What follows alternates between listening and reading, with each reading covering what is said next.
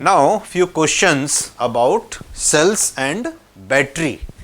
इसमें जो हमारे फॉर्मूलेज हैं ईएमएफ के, वोल्टेज के, वही सब काम में आएंगे और थ्योरेटिकल कॉन्सेप्ट अभी तक जो हम देखते थे वो हम तो category wise first easy question, then tough, then numericals and all. चलिए देखते हैं। First question is the internal resistance of a cell depends on. किसी भी सेल का आंतरिक प्रतिरोध किस पे निर्भर करता है? The distance between the plates, yes. The area of the plate emerged, yes, surface area.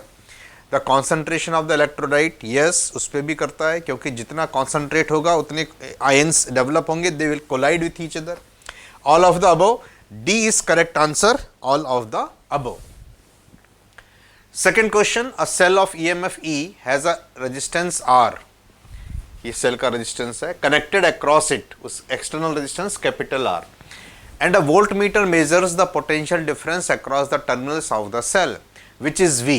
What is the internal resistance of the cell? Cell का इंटरनल रेजिस्टेंस कितना होगा? ये फॉर्मूला हमने डिराइव किया हुआ है E minus V upon V into R. एक बार अगर आप चाहें तो फिर से एक्सप्लेन कर सकते हैं हम, क्योंकि बहुत इंपॉर्टेंट, ये कई न्यूमेरिकल्स करने में भी ये यूज होने वाला है। It is something like this, बहुत ईजी है। It is R, let the current flowing is I.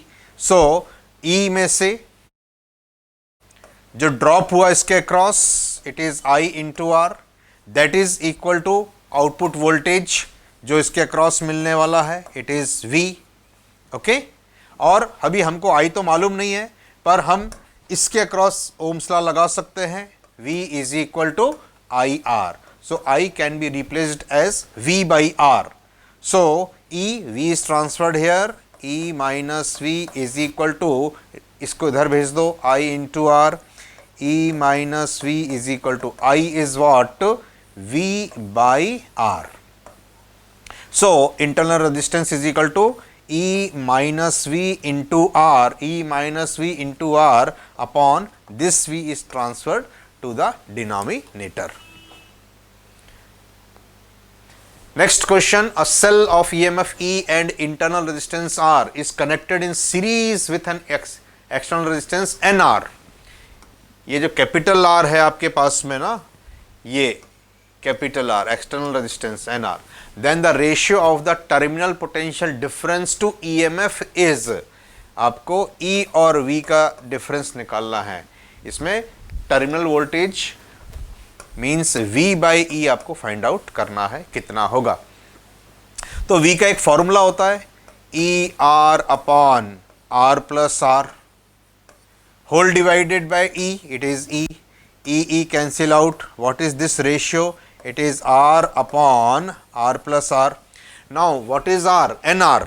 So put कर दीजिए, रटने की कोई ज़रूरत ही नहीं है, इट इज़ सिंपल। आपको एप्लीकेशन फॉर्मूला मस्त मालूम होना चाहिए। R is taken common, 1 plus n, ये थ्योरी में भी आया था, हमने देखा था, n upon n plus 1, C is correct answer.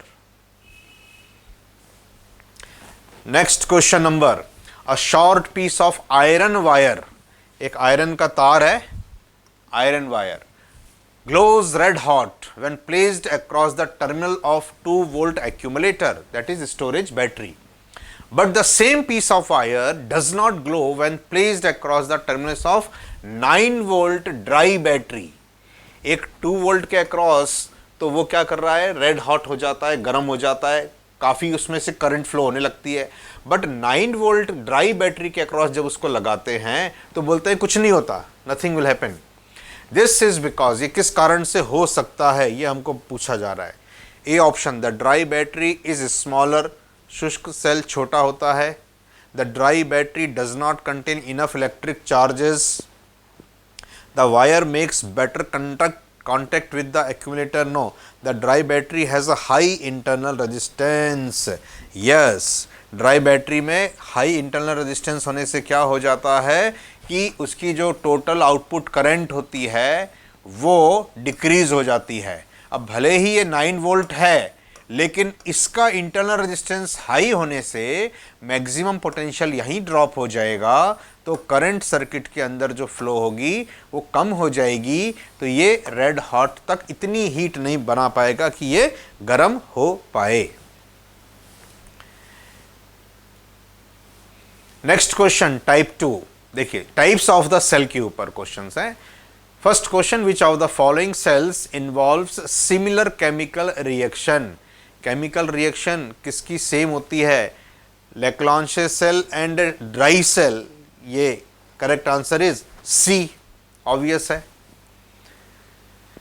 Which of the following is not the disadvantage of polarization of voltaic cell? निम्न में से कौन वोल्टाइक सेल में ध्रुवण का नुकसान नहीं है? A option, increase in internal resistance, बढ़ जाता है। Wastage of chemical energy. Third is setting up of back EMF, ये भी होता है। डिक्रीज इन करंट सप्लाई, ये भी होता है। तो इसमें से बेटर आंसर फिर होगा रासायनिक ऊर्जा की हानि, wastage of chemical energy. Chemical energy waste नहीं होती, ये बात है कि इसका इंटरनल रेजिस्टेंस बढ़ गया, उसका करंट सप्लाई कम हो गई, ये सब हो सकता है, बट वेस्ट नहीं। मतलब मोस्ट अप्रोप्रिएट किसी न किसी रूप में वेस्ट तो होगी, बट फिर भी इन सब में ये आंसर ठीक लग रहा है।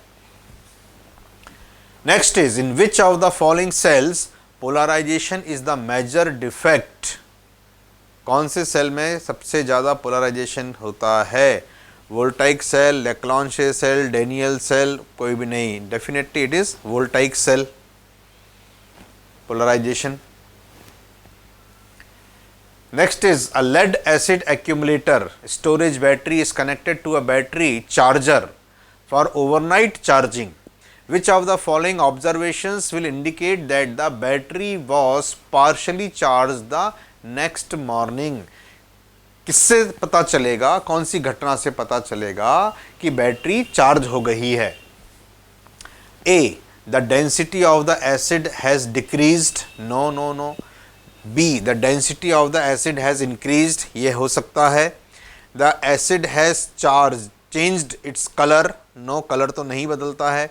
The acid level has dropped, नहीं। करेक्ट आंसर इस सब में कौन सा होगा? Density of the acid has increased, charging. और जब आप करंट ड्रॉ करेंगे, डिस्चार्ज करेंगे, तो डेंसिटी कम हो जाएगी। Next question, the current capacity of the charged secondary cell does not depend on. Current capacity किस पे डिपेंड नहीं करती है? निरावेशन की दर, rate of discharge, temperature, amount of active material, rate of charging. Rate of charging is better, क्योंकि आप उसको एक बार वो चार्ज हो गई है, उसमें करंट कैपेसिटी का कोई रोल नहीं है। अगर आप तेज़ी से डिस्चार्ज करते हैं या उसमें टेम्परेचर चेंज करते हैं तो ज़रूर इसकी करंट कैपेसिटी बदल सकती है। D is correct answer. Sixth question, what happens during the charging of acid cell. अम्ल सेल के आवेशन के समय क्या होता है? Option A, voltage increases, yes. Energy is given out, no. Relative density of electrolyte decreases, no, ये तो डिस्चार्जिंग में होता है। कैथोड बिकम्स चॉकलेट ब्राउन, कोई ज़रूरी नहीं है। Correct answer is a, voltage increases.